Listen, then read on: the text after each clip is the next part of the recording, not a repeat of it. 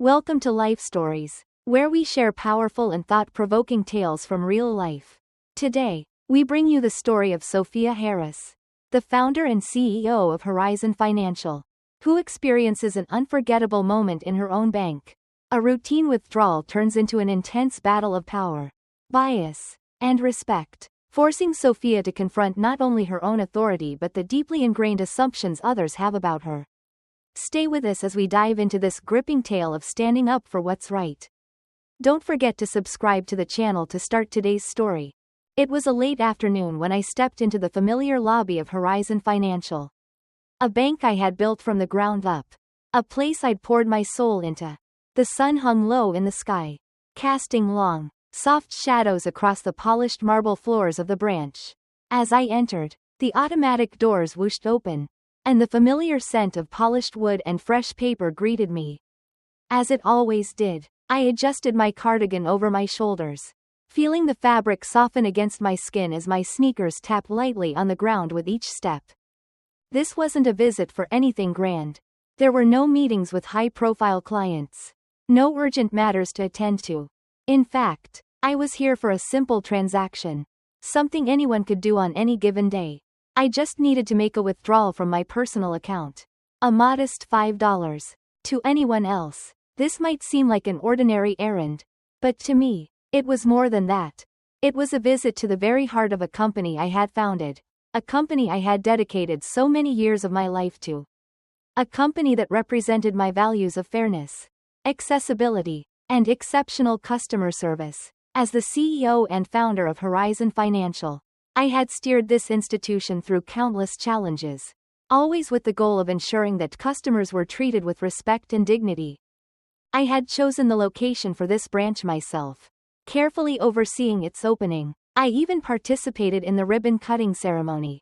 And I had spent so many hours here, working with the staff and ensuring that everything was aligned with the mission of the bank. Today, I wasn't here in a tailored suit or high heels. No, today I was dressed casually, in sneakers and a cardigan. I wasn't here to flaunt my title. I wasn't here to assert my authority. I was here simply as a customer. Just another face in the crowd. I approached the counter, maintaining a calm, neutral demeanor, hoping to blend in, as any customer would. It was a quiet day. Not much activity, just a few people in the lobby. The young teller behind the counter, a woman named Sophie Matthews, didn't immediately greet me. She offered only a quick glance before returning her attention to the computer screen. Almost as if I were invisible. A slight wave of discomfort washed over me, but I didn't let it show. I cleared my throat, just loud enough to get her attention. "Hi, I'd like to make a withdrawal," I said, my voice calm and measured. Sophie didn't look up. Instead, she slid a clipboard across the counter and muttered, "Please fill this out." I glanced at the form. It was a simple document, asking for my name, account number, and withdrawal amount. I quickly filled it out, writing down $5. Nothing unusual, just a straightforward transaction. But as I slid the form back across the counter, something changed. Sophie glanced down at the form, then at my ID, and then back at the screen. There was a brief moment of hesitation, a flicker of uncertainty in her eyes. "Could you hold on a second?" she asked, her voice now tinged with uncertainty. Before I could respond, she grabbed my ID and disappeared behind a frosted glass door that led to the back office. I stood there, fingers lightly tapping on the marble counter, wondering what was going on. I had expected to be treated with respect. After all, this was my bank. But this was different. There was something unsettling about the way I was being treated. It wasn't just that I was being asked to wait. It was the look in her eyes. The sense that I was being treated as though I didn't belong here. The thought sent a ripple of frustration through me. But I pushed it down. A few minutes passed, and Sophie returned. But this time, she wasn't alone. Mark Sullivan, the branch manager, followed her out from the back office. Mark was a tall man, well-dressed in a suit, his smile stiff and formal as he approached the counter. "Good afternoon, Miss Harris," Mark said, his voice polite but distant. He glanced briefly at me before turning his attention to the form I had filled out. "I understand you're making a withdrawal." I nodded, keeping my composure. Yes. $5 from my personal account. Mark hesitated for a moment. Then asked, "May I take another look at your ID?" His tone was polite, but there was something in the way he asked that made me bristle. I had already given it to Sophie. So why did I have to repeat this process? I forced a smile, though I could feel the irritation bubbling up. "I already gave it to Sophie," I replied, my voice steady but firm. Mark didn't acknowledge my comment. Instead, he took my ID, holding it up to the light as though inspecting it for any signs of falsification. The air in the lobby seemed to thicken, the usual hum of activity replaced by an uncomfortable silence. I could feel the tension building, and I found myself growing more frustrated. Finally, after what seemed like an eternity, Mark turned to me and asked, "What do you do for work, Miss Harris?" His question was sharp, as though he was trying to dig deeper into my life, into my identity, as if he hadn't already figured out that I was the founder of this institution. I swallowed my growing frustration and replied, "I run a bank." There was a pause as Mark absorbed my words. I could see the wheels turning in his head, the questions piling up in his mind, none of them relevant to the simple withdrawal I had requested. I had been in this situation before, people doubting me, questioning my authority, assuming that I didn't belong. But never had it felt so pointed, so personal. Mark's eyes flicked to Sophie, who stood silently by, and then back to me. The silence in the lobby seemed to stretch on forever as he hesitated. His next question on the tip of his tongue. I knew then that this wasn't just a simple mistake or misunderstanding. No, this was about something deeper. It was about assumptions. It was about bias, and I wasn't sure how far they were willing to push me. But one thing was certain, I wasn't going to back down. Not now, not in my own bank. The questions continued, each one more probing than the last. And with each one, I could feel my patience wearing thinner. Little did Mark know, this simple withdrawal was about to turn into something much bigger. The questions kept coming, each one more invasive than the last. Mark wasn't content with my initial responses. As though my identity, my history with this bank, and the simplicity of my request weren't enough to convince him of my legitimacy. His eyes, still focused on my ID, flicked between me and Sophie, as if they were looking for a flaw, a crack in the surface that could give them a reason to refuse my request. Mark glanced down at the withdrawal slip again, as though he hadn't already seen the details multiple times. "And you're withdrawing $5? He asked slowly, as though the amount itself needed to be justified. "Yes," I replied firmly, the irritation creeping into my voice now. "I've been banking here for years, Mark. I'm simply withdrawing money from my personal account. The form is right there, and everything is in order. What is the issue?" For a moment, I thought he might answer, but instead, he glanced at Sophie again, as if waiting for her to step in. Sophie looked uncomfortable, her posture stiff, her eyes darting between Mark and me. She had been silent for most of the exchange, her hands folded nervously in front of her. I could see the tension building in her, too, and a part of me felt sympathy for her. She was clearly just following instructions, caught in the middle of something much bigger than herself. But the other part of me, the part that had worked so hard to build this bank from nothing, was seething. The more Mark questioned me, the more I realized this wasn't about a routine check or security procedure. No, this was personal. This was about his assumptions. He had decided that I didn't belong here, despite the fact that I was the one who had built this bank, the one who had funded its operations, the one who had signed off on every detail of this branch's opening. Mark's gaze shifted back to me, and I could feel his scrutiny growing sharper. "What kind of work do you do, Miss Harris?" he asked again, his voice laced with something I couldn't quite place, disbelief, perhaps, or judgment. I had already told him I ran a bank. Wasn't that enough? "I run a bank," I said again, this time my voice colder, sharper. "Horizon Financial. I founded it. I am the CEO. I've been with this bank from the very beginning." Mark didn't respond immediately. Instead, he turned my ID over in his hands, studying it carefully, almost as if he was hoping for something to pop out at him. Something that would give him the reason he was searching for. I stood there, my arms crossed, staring at him with a mixture of disbelief and rising frustration. I could feel the eyes of the other customers in the lobby on me now. Though they pretended to look elsewhere, I could sense their discomfort, the awkwardness of the situation. But none of them dared to speak up. It was like they were waiting for something, waiting for me to break, to react. But I wouldn't. I couldn't. I had spent years building this company, cultivating its values, ensuring that customers would always feel heard and respected. And now, in my own bank, I was being treated like an intruder, like I didn't belong, like I was a criminal. Finally, after what felt like an eternity, Mark looked up at me. There was a brief moment of silence as he seemed to consider his next move. I could feel the weight of it, the unspoken judgment that hung in the air between us.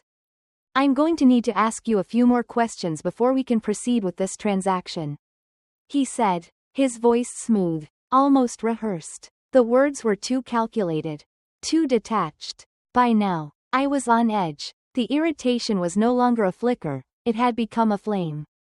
What more do you need? I asked, my voice barely controlled. You have my ID. You have the form. You have everything you need.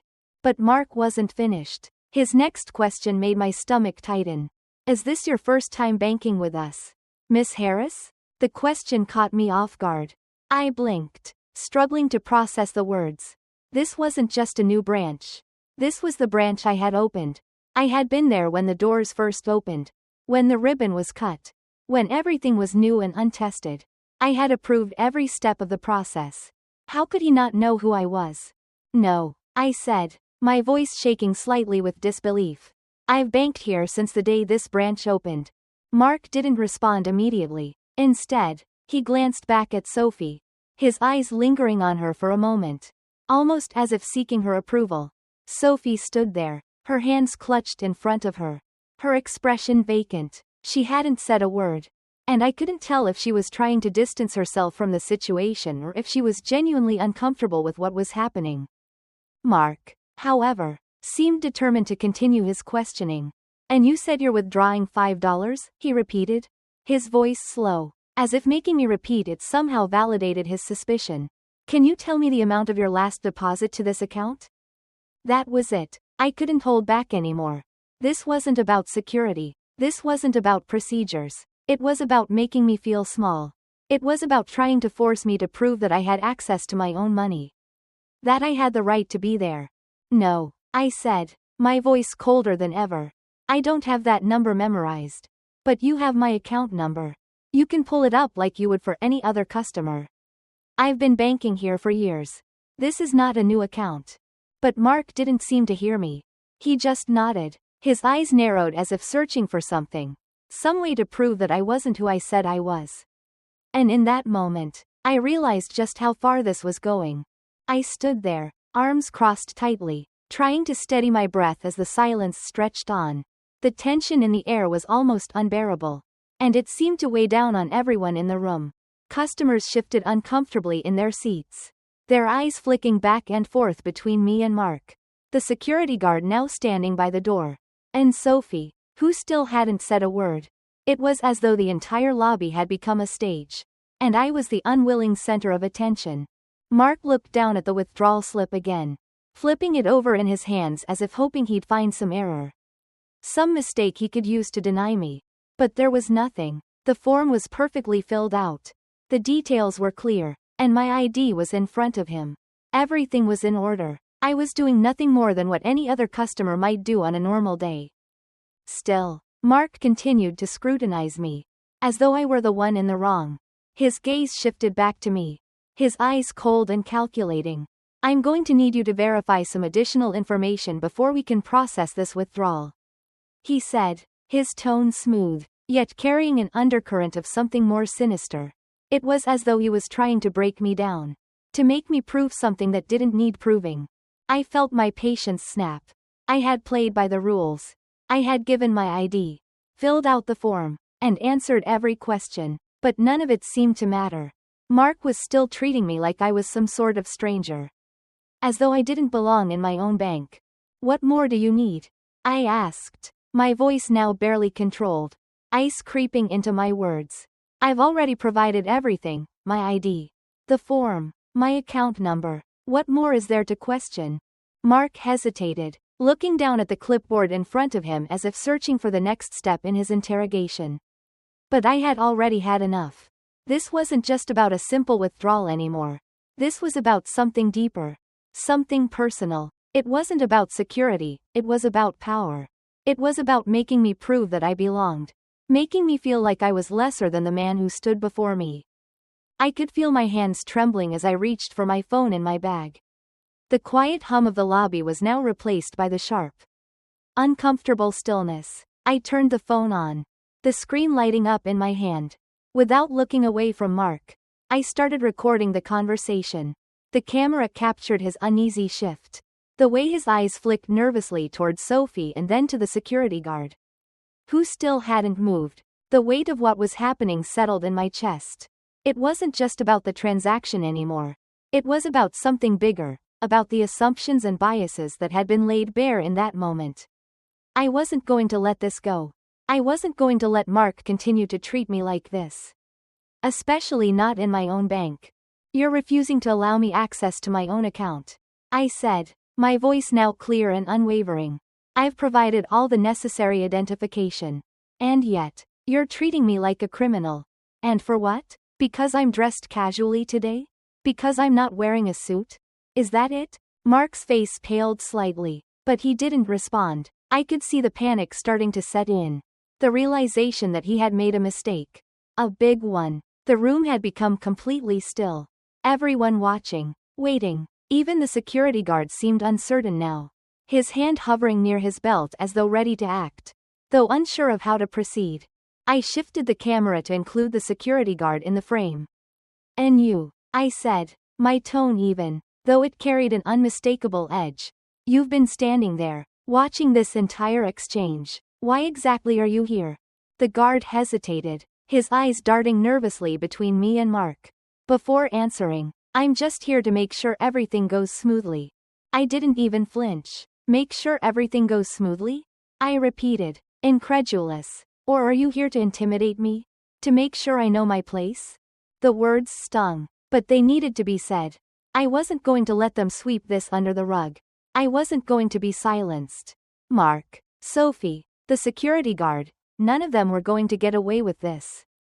Brad's lips pressed tightly together, his eyes flicking from me to the guard, and back to Sophie. I could see the panic rising in him now. He knew he had made a mistake. He knew that this was more than just a simple misunderstanding. But it was too late for apologies. It was too late to fix what had been broken. I leaned in, my voice steady but cold. "You've made a big mistake, Mark. A very big mistake." For a brief moment, there was a shift in the air. A tension I could feel in my bones. Mark looked like he was searching for a way out, trying to regain control of the situation. But the truth was, he had lost control the moment he decided to question me. The moment he decided to treat me like an outsider in my own bank. I stood tall, my eyes locked on his. Unflinching. I wasn't going anywhere until this transaction was processed. And I wasn't going to let them get away with treating me like this. Not in my own bank. Not ever again. Brad seemed to hesitate, his lips parting as though he was about to say something. But no words came out. I wasn't waiting for his apology. I wasn't waiting for an explanation. I was ready to make my point, and I wasn't leaving until I had. As I stood there, unwavering in the lobby of my own bank, the tension was palpable. Mark's attempts to regain control of the situation were futile, and I could see the weight of his mistake bearing down on him. He had crossed a line, and there was no going back. The silence in the room grew thick, broken only by the hum of the air conditioning and the soft shuffle of shoes on marble floors. With a final, controlled breath, I turned my phone off and placed it back in my bag. I wasn't going to let this end with silence. I was ready to make sure that what had happened wouldn't be brushed under the rug. "This isn't over," I said, my voice steady but carrying an undeniable weight. "I will make sure everyone knows exactly what has happened here today." It was clear Mark had no idea how to respond. His expression faltered, his professionalism cracking, as the realization settled in that his actions had consequences far beyond this simple withdrawal. I walked out of the bank that day with my head held high. knowing that I had taken a stand. The next morning, I called an emergency meeting with my leadership team. Brad was fired on the spot, and mandatory bias training was rolled out across all branches. A new accountability system was introduced, and employees quickly became more aware of their actions. The change was immediate, but more importantly, it was permanent. That day stayed with me. It reminded me that true change doesn't come from words or policies on paper. It happens when someone is brave enough to stand up for what's right, to refuse to accept what's wrong, and demand that things be made right. And that's exactly what I did. If you enjoyed this story, don't forget to subscribe to the channel for more life stories.